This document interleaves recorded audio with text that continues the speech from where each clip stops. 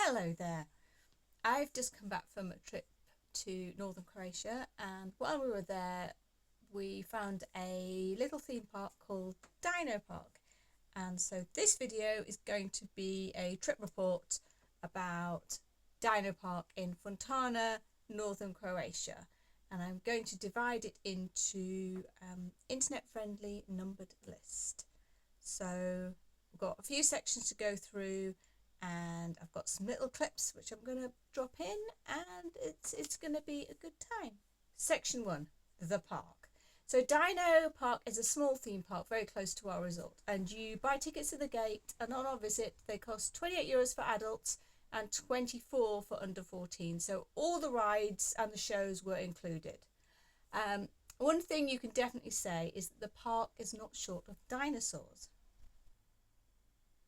They're everywhere, and most of them are interactive, so you press a green button and they move around and make noises, which is really impressive. And a few of them can also be ridden, and they also have in the park parrots and dragons as well, because why not, you know, kids love all these things. Overall the park is clean, but the maintenance isn't great, so everything is accessed via wooden walkways through the woods, and some of the walkways aren't in the best of condition and others walkways, and some of them are quite steep, so be careful. And obviously if a 22-degree hill is not something that you're capable of tackling, don't come here. Also, I keep, like, the front of my sandals keeps pulling up the planks. Ugh. Are very steep, or both. If you have accessibility needs, I would, to be honest, give this park a miss. Next section is number 2, the rides. Look at my great They're happy enough with it not working. Judith, do you want to get on the ship? At the machine at the supermarket where you went. Oh, That's free. Did you get on? I thought originally you'd have to put money in. So did I. So I think it's cute that you don't have to do that. This is amazing. Well, I've already got my €28 worth of done, right? You? Yeah, exactly. And you got a coffee. So good driving. Is the coffee any good? No. So some of the small rides near the entrance are just guest operated. So you just press a green button and off the ride goes. You take your hand off and it stops. Dead man's handle, basically. And that's apart from when the button sticks and you have no way of stopping the ride and you have to get the kid off while the ride is still moving. Other than that, these rides are fun and basically the same sort of thing you'd find outside a supermarket, but there's a big variety of them. Some big, some small, some for one person, some for several. And I really like these. I think they're a really nice touch. Our first big ride was the mini train, which apparently used to also be guest operated, but now has a staff member running it, which is probably for the best. It's very slow. It ambers along this little track and then comes to a stop. And the vehicles, to me, look terrifying.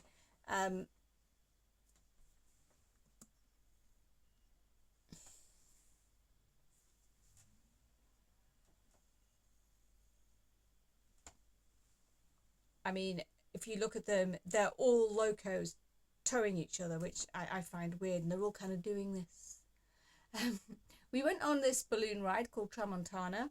Obviously, it's a generic Zamperla balloon ride, very similar to the one at Peppa Pig Land, but it was very nicely laid out, and you get some nice views of trees and the neighbourhood. And what's interesting is from this you can see the whole park is in the forest, and you can't really see anything of the park itself apart from the Dino Dome, which is where they have the shows. Now we strode on over the wooden walkways to find the Dragon Coaster, not Dino, which is the only true cred in the park. This is a powered coaster by an unknown manufacturer. Now there are a few impressive theming pieces here, including a dragon over the entrance, a hydra and Poseidon for some reason. And at the end of the ride you go through a smoke-filled tunnel with some additional theming, and it does look like they got some new trains fairly recently. However, and it's a very big however, the new trains have no restraints. Now, no seatbelt. It's riding it seatbelt free like Schwarzkopf used to do. I I can see you aren't about to fall out. This is a very slow ride. But the chain that's supposed to secure, say, a small child who might try to climb out is broken. They've been cut somehow. Obviously, now I don't know why this happened, and I don't know what else the park has done to avoid anyone climbing out of the ride. But I personally don't think that's a great idea, especially as part of the ride is suspended over a substantial drop on either side. Now, going on to the next ride, which I went to the loo, you see, which was clean but had no lighting that I could find. The others betrayed me and went off on this kind of wave swinger ride without me. And with a fairly quick pace and a long cycle, this made a couple of these traitors feel sick, which I think serves them right. So I didn't get to go on that one. We tried this Flintstones ride, which has had its name and sign removed for some reason.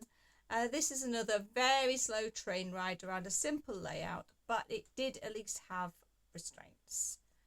And we went on to the pirate ship ride, which carried a warning that it was the most intense ride in the park. This is true. Now, some of my travelling companions are less experienced than I, and they struggled a bit. They did go a little bit green. But then I spotted from the Zira big wheel ride we went on next a Zamperla rocking boat. Now, I always enjoy these. The staff member here was very keen to sell the ride as super intense and scary. He chose not to believe that at least some of us have definitely been on more intense rides. And he said, "What? Even Mum here?" And I'm like, although we had in fact been on this exact model of ride many times, but he was fun and convincing, at least to the beginners in our group. And yes, it's a Zamperla rocking boat, which I always like. And it had some smoke effects and it was cool. And he actually let us stay on for quite a few cycles because you could see that we were all enjoying it. And that was definitely, I'd say, the top ride there. Going on to some other attractions. So also in the park, they've got archery, where you can fire on dinosaurs. So the kids had mixed feelings about that. Okay, I haven't done this in a while, but so. You're supposed to shoot Shoot the target, not shooting the dinosaur. Shoot the target. See the target. You can see the target as round Very thing. nice. Well, Kill the dinosaur. no. Oh yeah, so you have to shoot the arrow at the dinosaur. Flying, don't like shoot you. Did you kill it? Okay. Back a bit more, because I think they don't go very fast. Oh. Ah! Where are you supposed to shoot? Shoot the target, not shooting the dinosaur. Shoot the target. See the target. You can see the target as round Very thing. nice. Well, Kill the dinosaur. no. Oh yeah, so you have to shoot the arrow at the dinosaur. Flying, don't like shoot you. Did you kill it? Okay. Back a bit more, because I think they don't go very fast. Oh. Ah! the dinosaur. Try one more. So like the dinosaurs live to fight another day. Freddie, I think the dinosaurs are fine. Yeah, you better. You better put it out of its misery. Yes. No, but I've heard of those. Yeah, he's already shot his foot, so no, yeah. Might survive though. It's a bit unfortunate. It'll get sepsis. Took a bit of a grim turn, wasn't it? Which one? I shot a zombie in the heart once. Look at what I did. Come on, Katniss Brigadine. Oh well. We tried our best. I don't think everyone heard that, but it was really good and everyone should have. Come on. This was entirely unsupervised, as it turned out, which meant that once all the arrows have been fired, guests just hop down and then collect all the arrows up. At least you'd hope the guest is completely sure that all the arrows have been fired, because otherwise that's a really stupid thing to do. Next to the archery, they had throwing stars, solid metal. There is nothing, again, stopping a guest taking one of these, maybe hurling it at her brother later on. But on the other hand, I got the feeling that maybe people here just don't do things like that because there was no supervision at all. So either people just don't do it or they don't think it's necessary. There was another archery range that was supervised and horse riding. Now these were extra charge attractions, and so we actually didn't do those ones. Now all around the park they also had little playgrounds, sand pits, little grottos, and little stalls selling ice cream and coffee, which were available at regular intervals. And best of all for me, there were goats. I was very happy to see the goats, and you could get goat food from a dispenser. And I think I actually might start carrying a bit of Euro shrapnel in my pocket at all times when I travel, just in case I need to get a handful of goat food, because that's actually come in useful twice now. So I'm going to carry on doing that in the future. Now, we didn't eat at the park because we're all basic Huns, and we were staying at an all-inclusive place with a telltale wristband. So we actually went back to have lunch there. But apparently the coffee was tolerable. Now, the next part is the shows. Now, I really feel this is the main draw of the whole place. So I had gone in the Dino Dome and saw a bit of the pirate show, but I'd gone in there by mistake because I thought it was the loo. Now, what I did see was a full production show with a large cast. It had music, effects, and impressive costumes. But the dinosaur show was apparently the best one, so that's the one we went to. Now, it had these little robot dinosaurs, big dinosaurs, which were two people in costumes. It had lighting, music, sound effects, and it was all anchored by one actor who I think did a great job. And again, I think this is the main selling point of the whole park, and I think it probably was worth the admission fee alone. Finally, the merch. Through some movie magic. Woo! So they did have these t-shirts, but unfortunately the biggest size was age 9 to 10.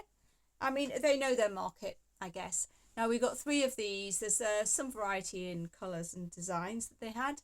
Otherwise, the shop had like generic dinosaur things, a big selection of dinosaur plushies, items like that. So, overall, what do I think? It definitely needs some TLC. Some of the walkways were steep and not in the best condition. The archery, I think, needed supervision, and the dragon coaster needed seatbelts replacing. I know it's not inherently unsafe, but I wonder what happens with small, wriggly children on a ride with no other means of keeping them in their seats. Now, the staff were outstanding, and they did a good job of selling attractions that might otherwise be underwhelming. They did mostly speak some English, which we weren't expecting particularly. Most of the tourists here are German speakers, but we were able to make ourselves understood, and most of them had a decent level of English, much better than our Croatian. And the setting as well, which is like in this overgrown forest, was really evocative. And I think had this been set instead in some baking hot concrete, it would have been unbearable. But as it was, it felt like you were discovering a new attraction around every corner. And also, there was plenty of shade, and I really think the setting makes it. Now, was it worth the money? Yeah, I mean, if this were a fun fair, we'd have spent at least this much on all the rides. Now, I was disappointed they had a ride called the Dino Taxi, which is like a Flintstones-themed road train ride. That wasn't working, so that made me a bit sad. So, overall, if you're in Funtana, northern Croatia, yeah, you should definitely check it out. I was pleasantly surprised. Someone I was travelling with said to me, did you, because I'd chosen a resort, and they said, did you choose the resort because you knew there was a roller coaster here? And the answer is no, because I wouldn't have think it would definitely wasn't, that roller coaster was not worth it. I mean, we're not talking some unique thing here. We're not talking something particularly extreme. We're talking a very, very, very slow powered coaster with no seat belts. So no, I wouldn't go to that trouble for a pretty janky cred. But you know, that was quite funny that she thought I would do a thing like that. Maybe it depends. I mean, it's very quiet, sleepy area overall, so I wouldn't make a special trip there just to go to Dinopark. But if you are in the area, if you're in Porek or Pula or, you know, obviously Fontana or any of the towns around there, around the Adriatic coast, yes, I definitely would recommend that you pay Dinopark a visit. And I would like to say also hello to Evie and hello to Jessica and hello to Moss. And I'm sorry I didn't put my phone on Do Not Disturb before I started recording. And I hope you enjoyed this, and I hope you enjoyed the footage as well that I have popped in around here. And I hope you have a nice rest of your day. Goodbye.